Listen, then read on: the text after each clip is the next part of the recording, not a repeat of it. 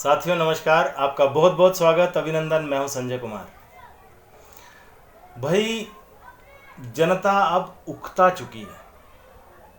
ये सुबह से लेके शाम तक जो झूठ की खेती की जा रही है, झूठ की फसल को उगाया जा रहा है, बोया जा रहा है, काटा जा रहा है आम आदमी पार्टी के नेताओं द्वारा, इसको देख देख करके उकता चुके हैं लोग। एक झूठ खत्म नहीं होता, दूसरा चालू, दूसरा खत्म नहीं होता, तीसरा चालू, और ऊपर से आपको दाद देनी पड़ेगी। इतना हिम्मत, इतना हौसला आता कहाँ से है कि हर बार सोचते हैं कि हमारे झूठ पर जनता यकीन करेगी। और ये बात भी उतनी ही सच है कि इस झूठ पर बहुत सारी जनता ऐसी भी है जो आंख बंद करके विश्वास करती है। आप यकीन मानिए, बेचारे जो लोग नौकरी पेशा हैं, छोटे मोटे काम करते हैं, फैक्ट्रियों में करते हैं, इतना समय नहीं होता उनके पास कि वो लिख सकें, पढ़ सकें, जान सकें। जो मीडिया में दिखा दिया जाता है उसको आखिरी सच मान लेते हैं। और मीडिया का आलम कुछ ऐसा है कि वो सच से आपको, उसने जैसे कसम ही खा रखी है कि अरविंद केजरीवाल के सच से जनता को रूबरू कराना नहीं है। अधिकतर मीडिया, मैं सभी की बात नहीं कर रहा हूं, लेकिन अधिकतर मीडिया जिस पर यह आरोप लगता है कि अरविंद केजरीवाल के दिए हुए विज्ञापनों के सामने या और जो प्रिविलेजेस शायद दिए हुए होंगे उनके सामने, उसको जो सच जनता के सामने रखना चाहिए वो रखने में वो पूरी तरह से नाकाम, असफल साबित हुई है। आज ही का आप उदाहरण ले लीजिए। उपवास रखा गया, 11 बजे से उपवास रख रहे हैं आम आदमी पार्टी के नेता। 11 बजे से कौन सा उपवास होता है हिंदू धर्म में, हमारी तो समझ से परे है। आपको शायद समझ में आता हो तो बताइए ज़रूर। शायद ऐसा होगा कि जैसे 11 बजे से पहले पहले जितना खाना है खा लो और उसके बाद में उपवास का नाम लेना है तो उपवास रख लो। और मजे की बात देखिए कि जब ये संजय सिंह, जो आम आदमी पार्टी के नेता हैं, वहाँ जब उपवास के वक्त वो भाषण दे रहे हैं तो कोई उनको पानी पिला रहा है।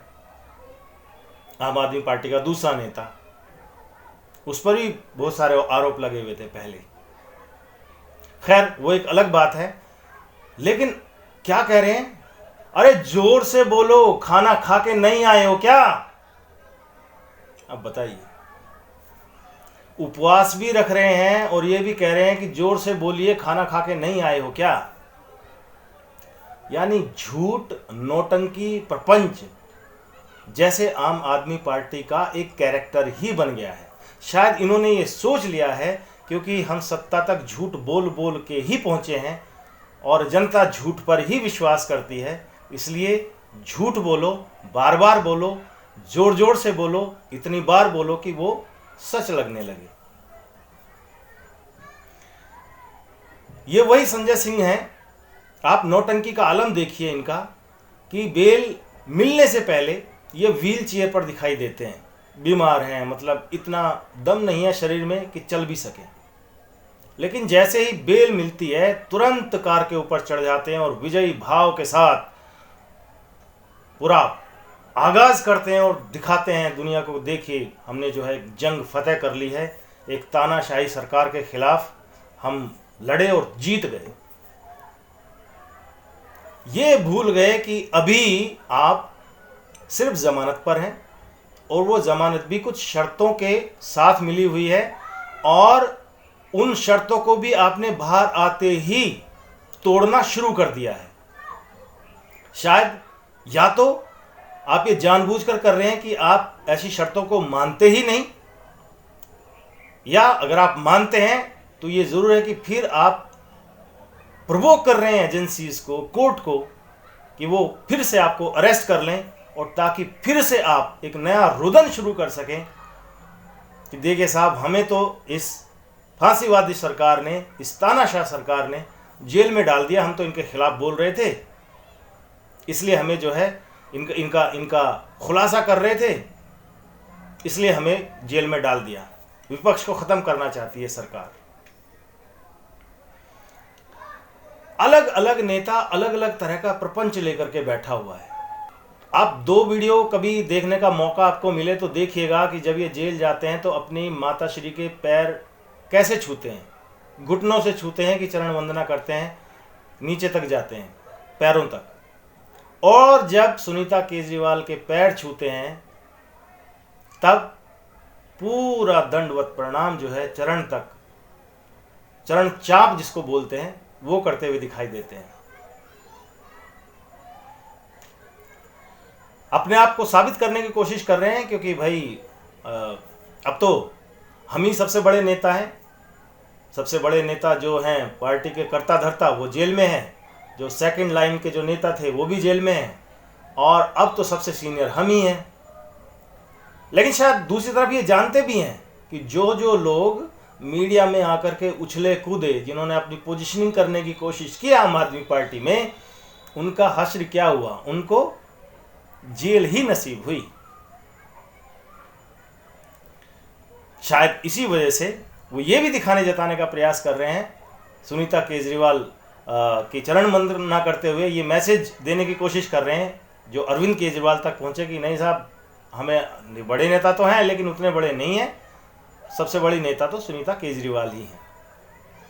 और ये इतने बड़े नेता हैं, पूरा देश जो है सन्न है ये देख के कि सुनीता केजरीवाल ने एक तरफ शहीद आजम की फ़ोटो है, दूसरी तरफ भीमराव अंबेडकर बाबा साहेब के फ़ोटो है, और बीच में अपनी फ़ोटो लगा रखी है, और उसी सेटअप में वो वीडियो रिलीज़ कर रही हैं, बात कर रही हैं देश के साथ मीडिया के माध्यम से।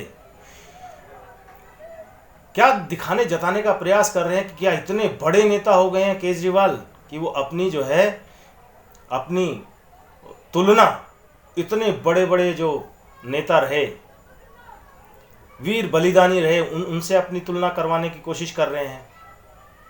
सारी दुनिया जानती है कि झूठ और परपंच के आधार पर खड़ी हुई ये पार्टी, इनके नेताओं की इतनी हैसियत नहीं, उनकी धूल के बराबर नहीं, इतनी महान शख्सियत जिनकी फ़ोटो के बीच में वो बैठे हुए हैं, लेकिन फिर भी बेशर्मी की हद है, आलम है कि वो जो है अपना प्रयास छोड़ते नहीं और हर तरह से ये दिखाने की कोशिश करते हैं कि हम जो है बड़े नेता हैं, सच्चाई के रास्ते पर हैं, और एक जैसे अंग्रेज लोग जेल में डाल दिया करते थे वैसे ये जो है सरकार जेल में डाल रही है। कोई पूछने वाला नहीं है क्या शहीद आजम, शहीद भगत सिंह शराब के घोटाले के आरोप में कभी जेल गए थे? एक पर एक फ्री दे रहे थे क्या? बीजेपी पर आरोप लगा देते हैं, मोदी पर आरोप लगा देते हैं कि घोटाला तो इन्होंने किया है। जैसे कि मोदी ने इनको लेटर लिखा था कि भाई दिल्ली में आप ये नई पॉलिसी लाओ और जो है एक के साथ एक फ्री दो, घोटाला करो, जो परसेंटेज अपनी बढ़ाओ डिस्ट्रीब्यूटर की कमीशन की, उसके बदले में घूस लो। ठीक है, अभी आरोप सिद्ध नहीं हुआ है, लेकिन जिन पर आरोप हैं वो अभी तक उनको जमानत नहीं मिली है। संजय सिंह को इसलिए मिल गई क्योंकि ईडी को जितनी पूछताछ करनी थी उसने कर ली। उसने कह दिया कि अब इनसे जो है और पूछताछ करने की जरूरत नहीं है, लिहाजा उन्होंने बेल का विरोध नहीं किया, इनको बेल मिल गई। लेकिन प्रयास फिर वही नियम शर्तें तोड़ते हुए दिखाई दे रहे हैं। अराजकता जो है, जैसे हर नेता जो है इस पार्टी का अराजक दिखाई देता है, ना कोर्ट को कुछ समझता, ना किसी एजेंसी को कुछ समझता, ना सीबीआई को कुछ समझता, सबको चैलेंज करते हुए ये दिखाई देते हैं। तो वैसे ही शायद इनकी स्ट्रेटेजी ये है कि हम उन्हीं शर्तों को तोड़ेंगे ताकि एजेंसीज फिर हमें अरेस्ट करें, हमें फिर एक नया प्रपंच करने का मौका मिल जाए। अभी अरविंद केजरीवाल अंदर हैं और बाहर आते ही सत्ता को लेकर के जिस तरह से इनमें खींचतान जो शुरू हुई वो सबने देखी।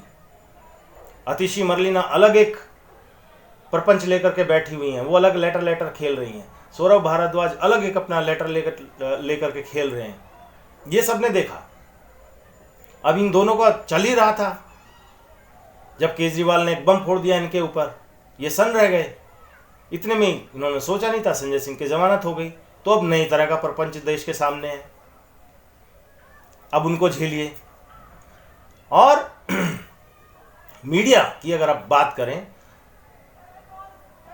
बहुत बड़े यूट्यूबर हैं जर्मनी में बैठे हुए, आप जानते हैं, वो उनके लिहाज से तो आम आदमी पार्टी या अरविंद केजरीवाल से बेस्ट कोई लीडर नहीं, इससे बेस्ट कोई पार्टी नहीं। आज से नहीं लगे हुए हैं, पता नहीं कब से लगे हुए हैं इसी को सिद्ध करने में।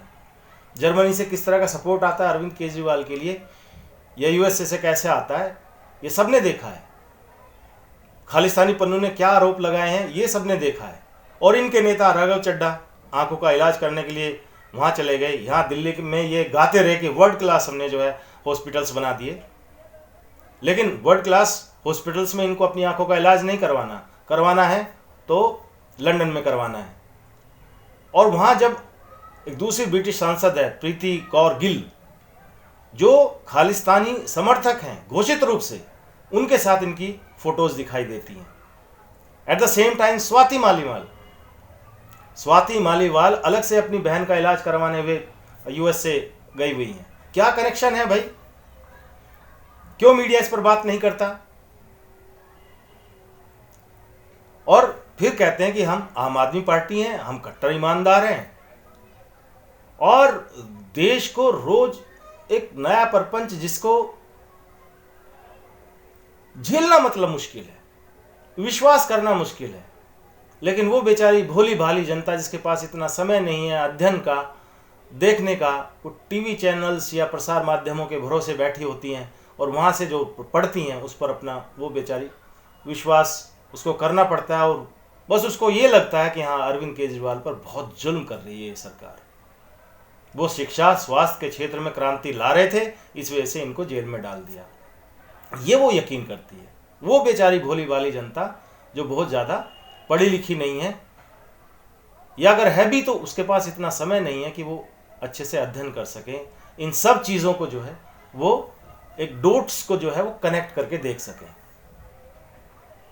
और इसी का फायदा आम आदमी पार्टी के ये नेता जो है वो दिखाते हैं, और रोज नया नया जो है एक प्रपंच और झूठ जो है वो मीडिया के माध्यम से देश के सामने रख देते हैं। अब ये कब तक चलेगा, देखने वाली बात है।